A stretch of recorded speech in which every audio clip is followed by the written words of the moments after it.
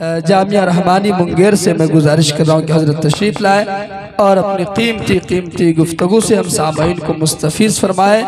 इस शेर के साथ हजरत का इस्तकबाल के सब रो रहे थे मुस्तफ़ा के पेट पे पत्थर देखकर, पत्थर बहुत ही खुश था अपना मुकद्दर देखकर।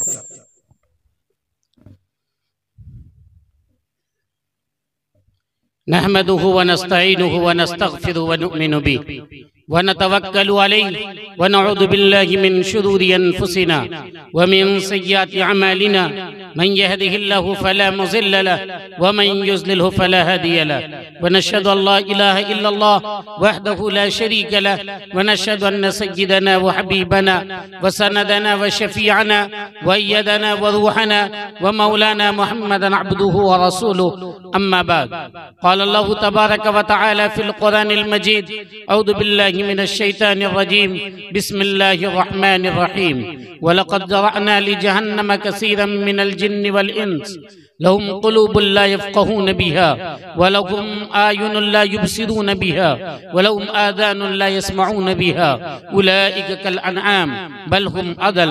व क़ाल अयदन क़ुल हल यस्तविल्लज़ीन यअलमून वल्लज़ीन ला यअलमून व क़ाल अयदन यरफ़इल्लाहुल्लज़ीन आमनू मिनकुम वल्लज़ीन ऊतुल इल्म दरजात वल्लाहु बिमा तअमलून ख़बीर।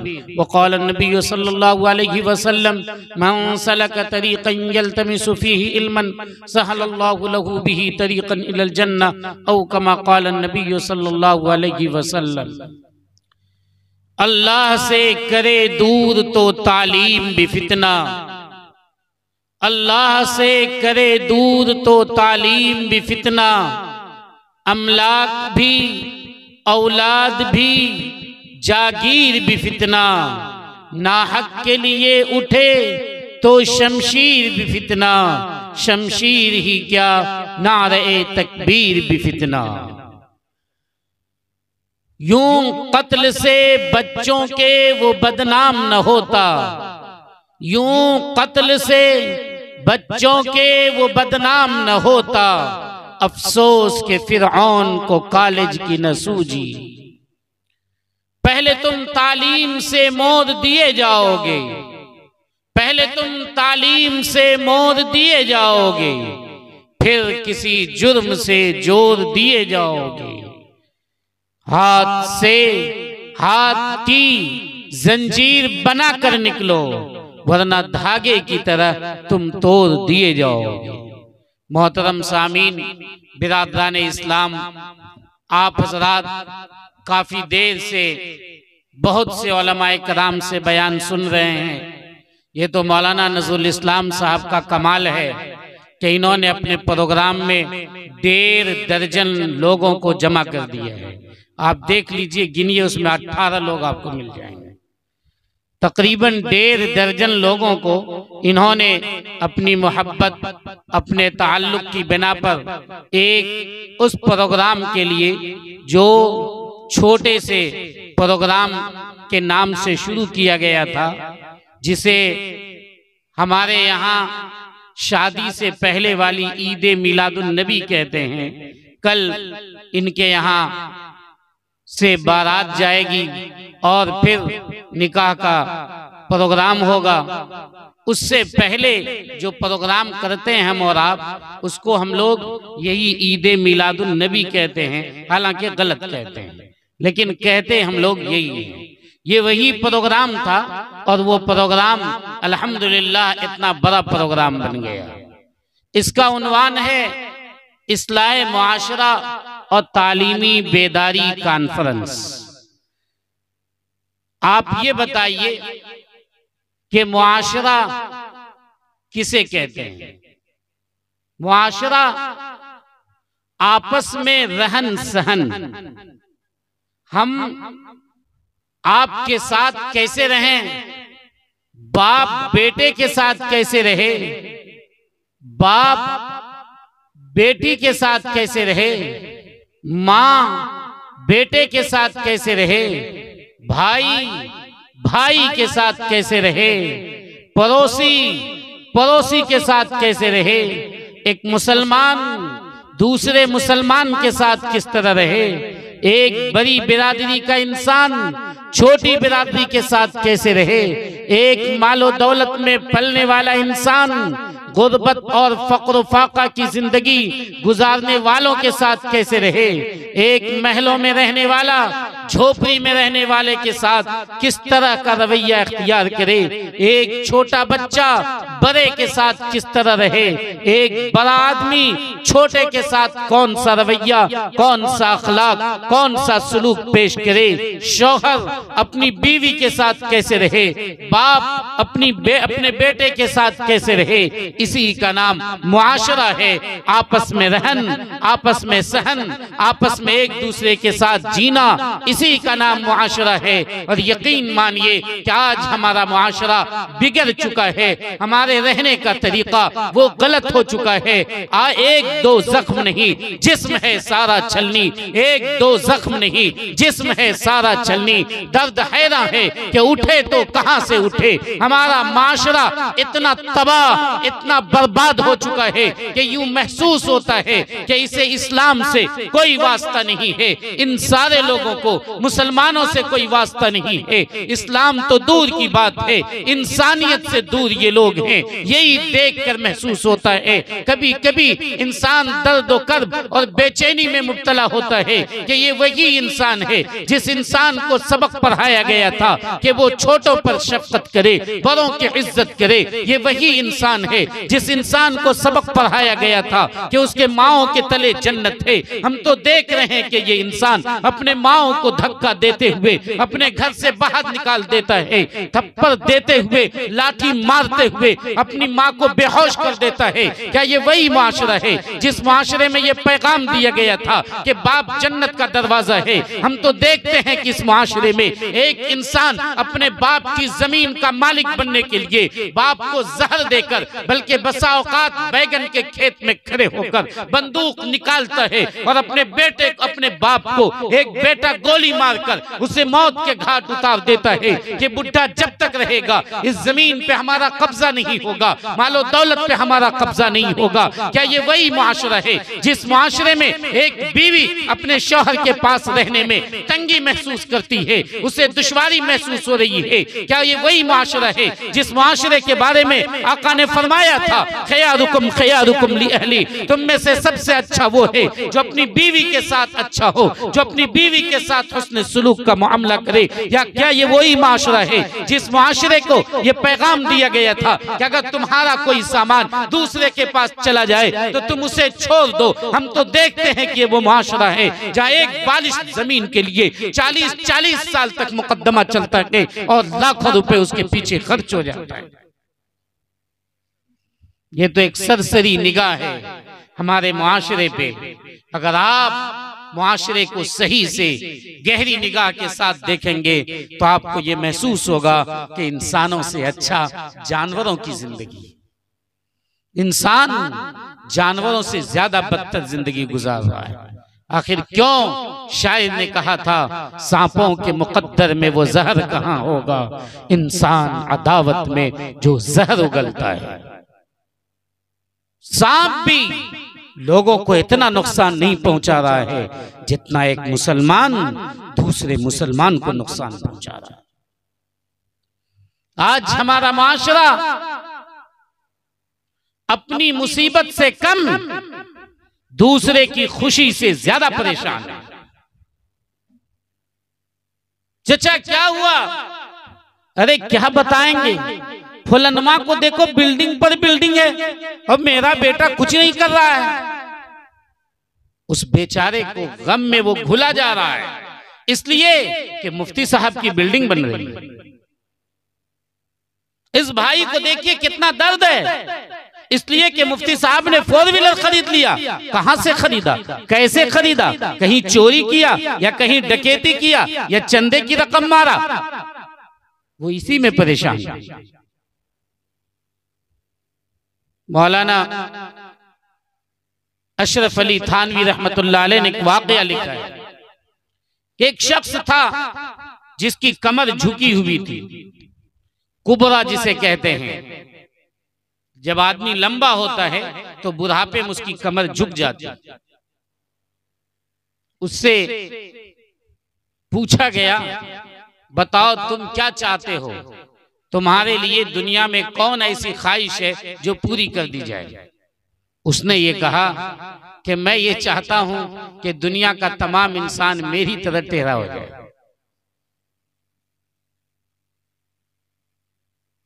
आज लोग यही कहते हैं कि मोटरसाइकिल मुफ्ती साहब क्यों खरीदें, मैं चाहता हूं कि वो भी साइकिल पर उतर आए। फलां भाई के पास 2 मंजिला मकान क्यों हो, हम तो चाहते हैं 2 मंजिला ढह जाए, वो भी फुस में आ जाए। अरे अल्लाह के बंदे, अगर उन्हें क्या कहना चाहिए कि मैं ये चाहता हूं कि दूसरों की तरह सीधा हो जाऊं, उस कुबरा शख्स को, कमर टेढ़ी वाले शख्स को ये कहना चाहिए कि मैं चाहता हूं कि मेरी कमर सीधी हो जाए, मैं दूसरे लोगों की तरह हो जाऊं।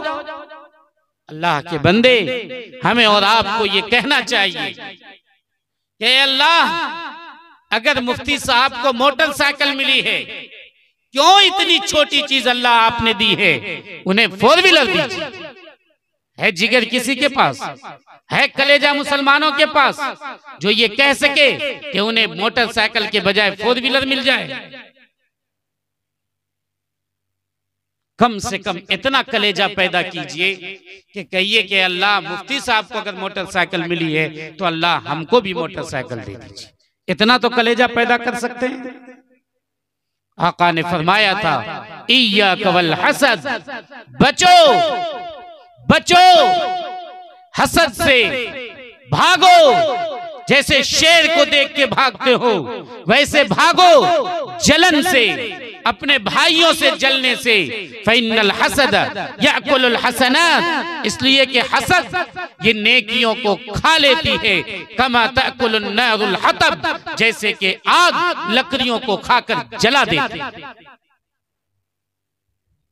आज हमारा माशरा तबाह है, कोई मुस्लिम नेता नहीं जीत सकता हमारे यहाँ, चाहे वो तन्हा हो और गैर मुस्लिम 10 हो।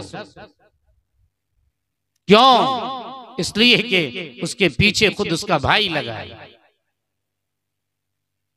कुल्हाड़ी से किसी ने, दरख्त ने कहा कि भाई तुम मुझे क्यों काट रहे हो, तो कहा मैं थोड़ी काट रहा हूं, देखो मेरे पीछे क्या लगा होगा। तो सूरत हाल हमारी और आपकी यही है। हमारा एतमाद मुसलमान भाइयों पर नहीं है, हमारा भरोसा हमारे कायदीन पे नहीं है। हम अगर अपने कायदीन को देखते हैं, किसी की चलती हो रही है, तो हम और आप उसमें तरह तरह के शोशे निकालते हैं। इन सारी बातों से एक बात तो मालूम हो गई कि हमारा मुआशरा खराब नहीं, बिल्कुल अच्छा है कि नहीं? बिल्कुल अच्छा नहीं, अच्छा नहीं है। हमारा मुआशरा खराब है कि अच्छा, ये बताइए। जो लोग खराब बोलते हैं वो हाथ उठा के बताइए। बताइए, इन लोगों को समझ ही नहीं आ रहा, तकरीर कर क्या करें। मुआशरा खराब नहीं है, इतना खराब है कि उसको पूछा नहीं जा सकता। जब दोनों हाथ उठाकर बताइए खराब है, तो बोलिए इसको ठीक होना चाहिए नहीं होना चाहिए। इसीलिए यहाँ इस्लाहे मुआशरा के मुआशरा को ठीक करने का तरीका बताया गया। मुआशरा को ठीक करने का तरीका बताया जाए। मैं तरीका बताता हूँ। आज से आप लोग झूठ बोलेंगे, ठीक होगा कि नहीं बताइए? आज से आप लोग जाकर जुआ खेलेंगे, ठीक होगा कि नहीं? आप लोग जाकर ताश खेलें, शराब पिए, बदकारी का बाजार गर्म करें, बदनिगही करें, बहनों की इज्जत पर हाथ डालें, बहनों से जहेज में इतना पैसा लें कि गरीब बाप अपनी बेटी को देखकर कोने में छुपकर आंख से आंसू बहाने पर मजबूर हो। हम बेटी वालों से इतनी रकम लें कि हमारी बेटियां, हमारी बहनें गैर मुस्लिम के साथ भागकर जहेज से बचने के खातिर गैरों के साथ भागकर अपनी इज्जत को नीलाम करे। हम अपनी बहनों से इतना इतना जहेज लें, इतना जहेज लें कि हमारी बेटियां वो फांसी लटक कर, वो जिंदा जल जाए, कभी आग में कूद कर, कभी फांसी में लटक कर अपने आप को मौत के घाट उतार ले। याद रखिए, आप बुनियाद बनाइए निकाह के लिए दो चीजों को। नंबर एक दीनदारी को, नंबर दो अखलाक को। फरमाया हमारे आका ने, इदा खतब इलैकुम मिम्मन तरज़ौन दीना व खुलुका, जब तुम्हारे पास निकाह का पैगाम लेकर आए कौन शख्स, वो लड़का वो लड़की जिसके दीन को तुम पसंद करते हो, जिसके अखलाक को, बोल चाल को, रहन सहन को, लोगों के साथ रहता है सही से, पसंद करते हो, फज़व्विजू, तो शादी करा दो। वइल्ला, वरना अगर तुमने बुनियाद बनाया मालदारी को, बुनियाद बनाया खानदान को, बुनियाद बनाया खूबसूरती को, तो याद रखना तकुन फितनतुन फिल अर्ज़, जमीन में फितना होगा, व फसादुन अरीज़, और बहुत बड़ा फसाद होगा।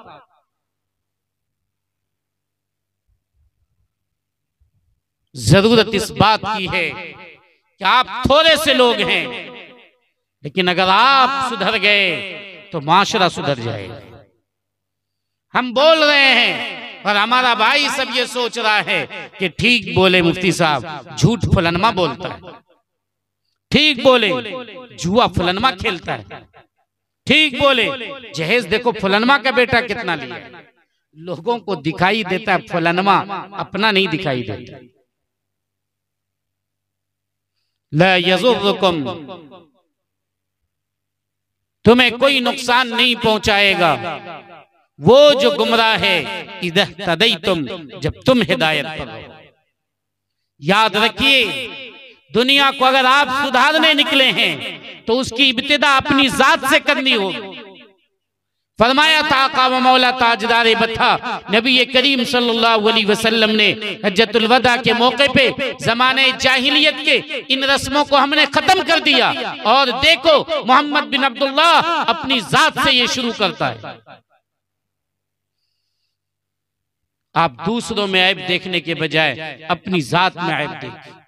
गैर की आंखों का तिनका भी तुझको आता है नजर, गैर की आंखों का तिनका भी तुझको आता है नजर, अपनी आंखों का नजर आता नहीं शहतीर भी। शहतीर जानते हैं कि नहीं? अरे धरन बीम, बीम बीम भी नहीं जानते?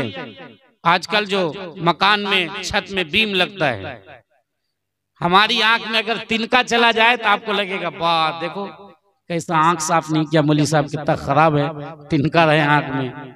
और अपने आंख में बीम अगर घुसा हुआ है तो भी कोई बात नहीं। गैर की आंखों का तिनका भी तुझको आता है नजर, अपनी आंखों का नजर आता नहीं शहतीर भी। लोग अपने आप को नहीं देख रहा है, दूसरों को देख रहा है।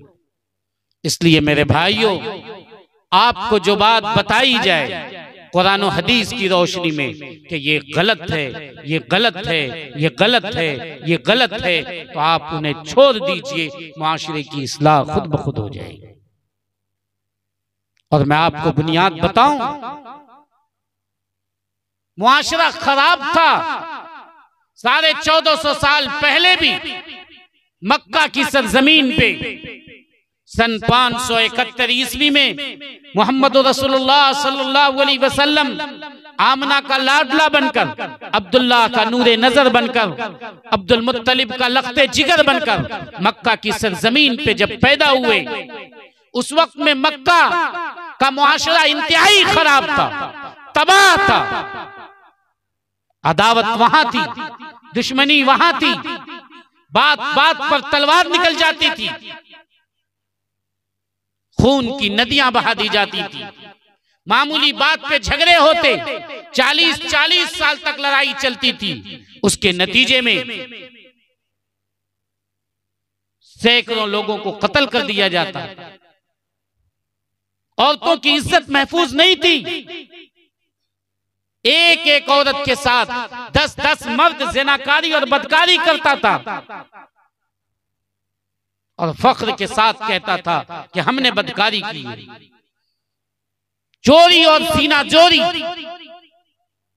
दिन दहाड़े डकैती होती थी, डाका जनी हुआ करता था, सूद का बाजार गर्म था, बेटी पैदा होती थी, बाप के चेहरे पे कालिक पोतती जाती, सिया हो जाता था।